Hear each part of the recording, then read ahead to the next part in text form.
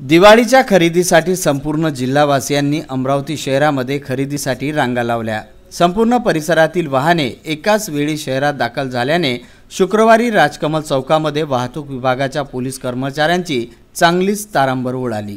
ही तारांबळ उडण्याचे कारण म्हणजे राजकमल चौकवर जे सिग्नल आहे ते शुक्रवारच्या साधारण सायंकाळी 5च्या सुमारास बंद होते। त्यामुळे या सिग्नलवर उभ्या असणाऱ्या यातायात कर्मचाऱ्यांनी वाहतूक सुचारू करण्याच्या उद्देशाने चारही दिशांच्या वाहन चालकांना सिग्नल बंद असल्याकारणाने दिशानिर्देश दिले, परंतु अनेक वाहन चालक हे वाहतूक कर्मचाऱ्यांच्या दिशानिर्देशांकडे लक्ष न देता सिग्नल तोडत होते।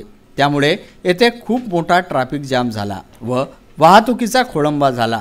एकही वाहन चालक हे वाहतूक कर्मचाऱ्यांचे ऐकत नव्हते व निघून जात होते। चारही दिशांचे वाहने एकत्र जमा होऊन वाहतूक कर्मचाऱ्यांची चांगलीच दमछाक पाहायला मिळाली।